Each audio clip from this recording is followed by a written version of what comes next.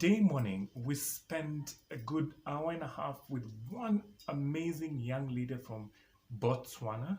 It was really lovely engaging with her. Her name is Mmabatho Motsamai. She told me that I was getting that name right, so I'm really proud of myself for having just gotten that right. And she is the founder of Afrolutionist. You should definitely check it out because the insights that she shared with us today morning were invaluable, and I do not say that lightly. So let's just dive in and really unpack some of the things that we discussed with her. Like for me, I don't necessarily have one specific moment. Maybe that moment is a combination of my upbringing. But for the most part, I come from royal heritage. So my grandfather was a chief, and it definitely impacted how my mother was raised on my maternal side. So it impacted on how my mother was raised, but it also impacted on us as well. To in our family, there's this inherent nature to decrease inequality in one way or another. There's thinking of collectivism continuously. So within our family, we do have this culture already of just giving, but also just ensuring like an activism sort of. So here are the key takeaways, or at least my key takeaways from the discussion. One, just start. Mmabatho says, at times we tend to look outwards for other people to give us that permission to begin, and yet what's needed is for us to give ourselves the permission to begin that journey. And so she says, just start. You don't start, when something is perfect. If anything, we learn from the imperfections, you learn from the failures, and that's what she was highlighting. Just start. She again says, tap into your existing network. We have family, we have friends, we have people who support us irrespective of where we are. And those are key. That network is key because it always gets you to the next level. So start and tap into your existing network. And then she says, learn from your mistakes. And at least this is something that came out clearly from her personal journey, because she talks about at a specific time, she was in university, but she had to get out of that environment, meaning she left that midway and really do some sort of introspection of what she needed for herself to continue.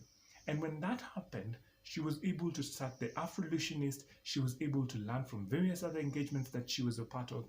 And now she's in a position to go back to school and really pay for herself and move on. Learn from your mistakes. But I guess the major highlight of this conversation, because we're talking about stories of change and we're talking about storytelling for change, was, this key insight that she shared on, hardwired storytelling. And she tells us that there are three perspectives that people, gain things, or people look at things from three perspectives, right? You have the converted. These are people who are totally sold out, They're aware of the idea, they're aware of the solution, or they're aware of the problem, and they're completely sold out. You don't need to put too much effort to convince them because they know where it hurts. They are familiar with what's going on. And so they don't need further, they don't need you to invest more time in them. And then she says we have the movable middle. The movable middle, and this is what she says, or at least this is my understanding of it, is that these are people who could be aware of the problem and of the solution, of the subject matter, but they're not yet there. They're not yet completely sold out to it. And so they just need a bit more clarity. They need just a bit more evidence, and then you could get them over the board, overboard. You can really get them to be part of what you're doing. And lastly, you have the people who, they are totally against what you're doing, or they just don't, they're not in for it, and full stop. And she says hardwired storytelling focuses more on the movable middle. But these are the people that you need to invest more time in, because it means that they have that, they have that space in them to really move, or to really shift their perspective, to shift their understanding and be part of it.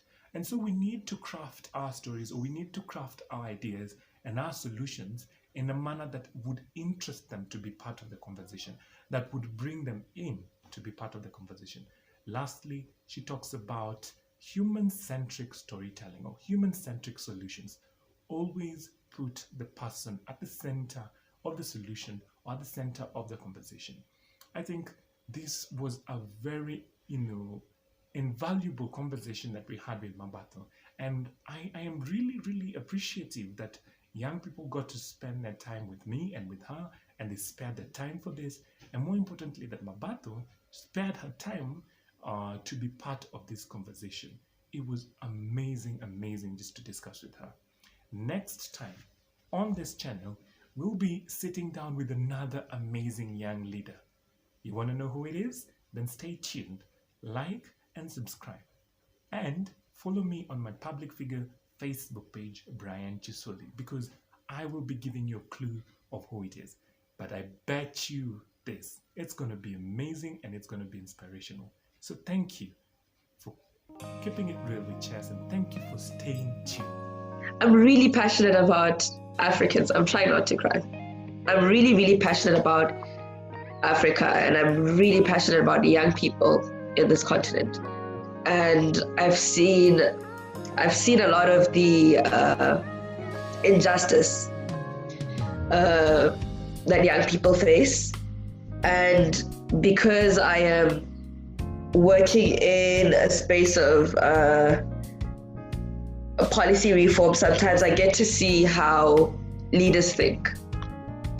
And the only legacy I want to leave behind is young people to understand the power that they have in numbers and their ability to reform. I need young people to believe in justice beyond themselves, beyond the individual,